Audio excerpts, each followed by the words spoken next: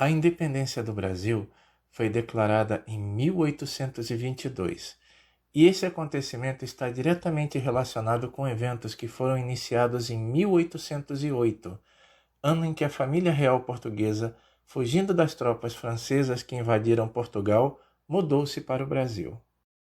A chegada da família real no Brasil ocasionou uma série de mudanças que contribuiu para o desenvolvimento comercial, econômico e, em última instância, possibilitou a independência do Brasil.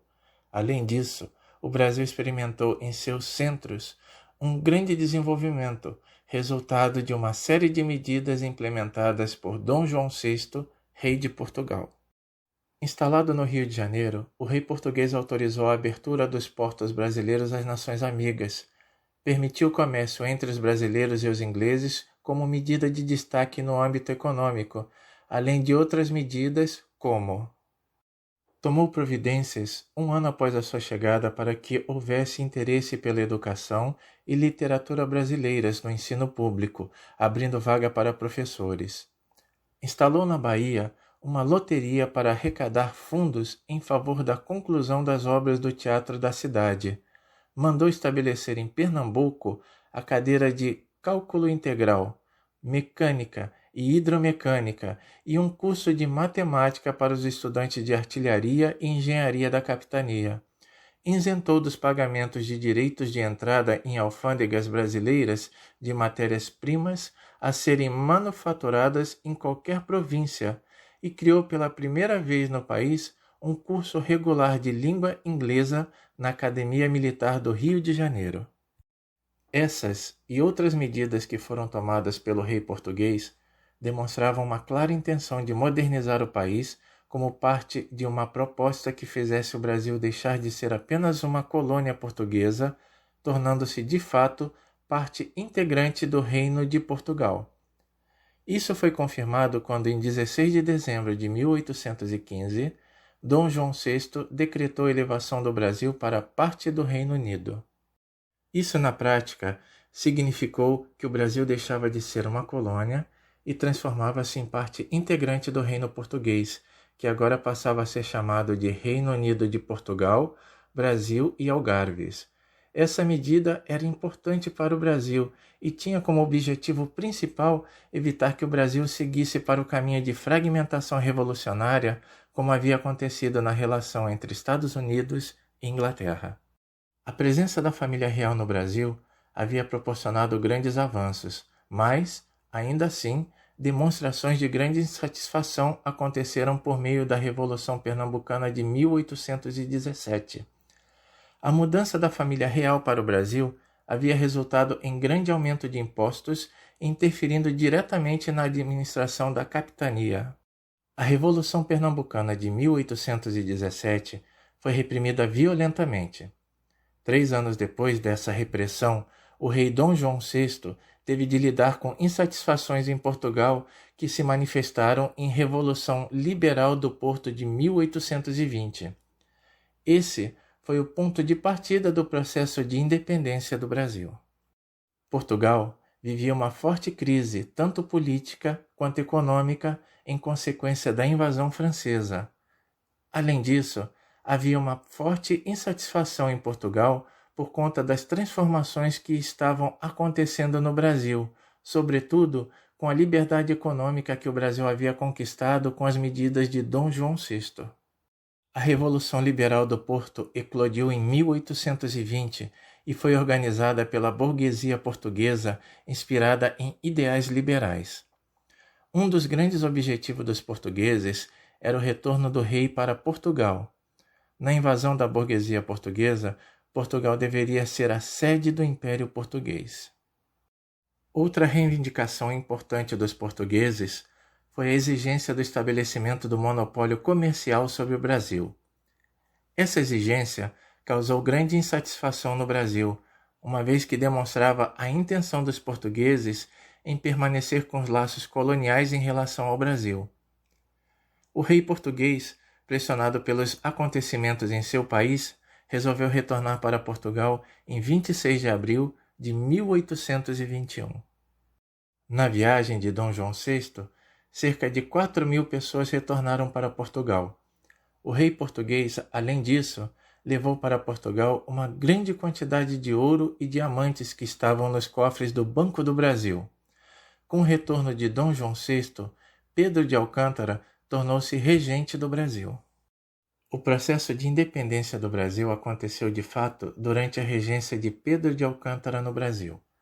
As cortes portuguesas, instituição surgida com a Revolução do Porto, tomaram algumas medidas que foram bastante impopulares aqui, como a exigência de transferência das principais instituições criadas durante o período joanino para Portugal, o envio de mais tropas para o Rio de Janeiro e a exigência do retorno do príncipe regente para Portugal.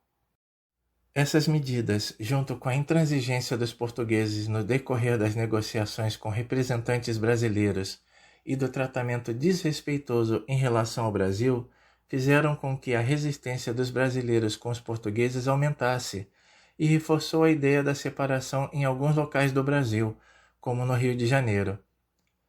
A exigência do retorno de Dom Pedro para Portugal resultou em uma reação instantânea no Brasil. Em dezembro de 1821, chegou a ordem exigindo o retorno de Dom Pedro para Portugal e, como consequência disso, surgiu o Clube da Resistência. Em janeiro de 1822, durante uma audiência do Senado, um documento com mais de 8.000 assinaturas foi entregue a Dom Pedro. Esse documento exigia a permanência do príncipe regente no Brasil. Supostamente motivado por isso, Dom Pedro disse as palavras que entraram para a história do país. Como é para bem de todos e felicidade geral da nação, estou pronto. Diga ao povo que fico. Não sabem ao certo se essas palavras foram mesmo ditas por Dom Pedro. De toda forma, esse acontecimento marcou o dia do fico. Afirmam que em janeiro de 1822 ainda havia um desejo em muitos em permanecer o vínculo com Portugal. A sucessão dos acontecimentos nos meses seguintes foram responsáveis por incitar no Brasil a ruptura com Portugal, uma vez que, como mencionado, isso não era certo em janeiro de 1822. Ao longo do processo de independência, duas pessoas tiveram grande influência na tomada de decisões de Dom Pedro: sua esposa Maria Leopoldina e José Bonifácio de Andrada e Silva.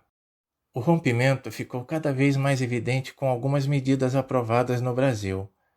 Em maio de 1822 foi decretado o Cumpra-se, medida que determinava que as leis e as ordens decretadas em Portugal só teriam validade no Brasil com o aval do príncipe regente. No mês seguinte, em junho, foi determinada a convocação de eleição para a formação de uma Assembleia Constituinte no Brasil. Essas medidas reforçavam a progressiva separação entre o Brasil e Portugal, uma vez que as ordens de Portugal já não teriam validade aqui, conforme determinava o Cumpra-se, e, além disso, esboçava-se a elaboração de uma nova Constituição para o país com a convocação de uma Constituinte. A relação das cortes portuguesas com as autoridades brasileiras permaneceu irreconciliável e prejudicial aos interesses dos brasileiros. Em 28 de agosto de 1822, ordens de Lisboa chegaram ao Brasil com a mensagem que o retorno de Dom Pedro para Portugal deveria ser imediato. Além disso, anunciava-se o fim de uma série de medidas em vigor no Brasil e tidas pelos portugueses como privilégios, e os ministros de Dom Pedro eram acusados de traição.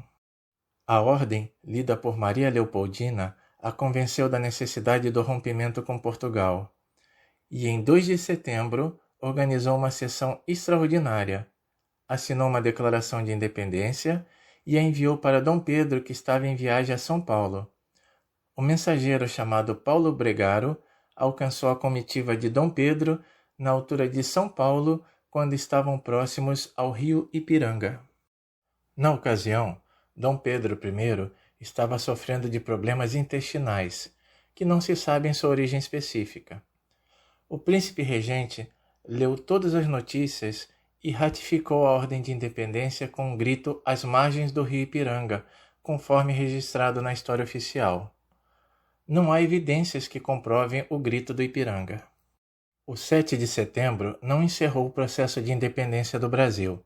Esse processo seguiu-se com uma guerra de independência e, nos meses seguintes, acontecimentos importantes aconteceram, como a aclamação de Dom Pedro como imperador do Brasil no dia 12 de outubro e a sua coroação, que aconteceu no dia 1º de dezembro.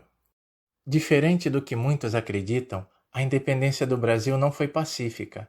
Com a declaração da independência, uma série de regiões no Brasil demonstrou sua insatisfação e rebelou-se contra o processo de independência. Eram os movimentos não adesistas, isto é, movimentos que eclodiram nas províncias que não aderiram ao processo de independência e que se mantiveram leais a Portugal. Os 4 grandes centros da resistência contra a independência do Brasil aconteceram nas seguintes províncias: Pará, Bahia, Maranhão e Cisplatina, atual Uruguai. Aconteceram campanhas militares nessas localidades e os combates contra as forças que não aderiram à independência estenderam-se até 1824. Entre as consequências do processo de independência do Brasil podem ser mencionados: surgimento do Brasil enquanto nação independente, construção da nacionalidade brasileira, estabelecimento de uma monarquia nas Américas, a única no continente junto da haitiana e mexicana, endividamento do Brasil por meio de um pagamento de 2 milhões de libras como indenização aos portugueses.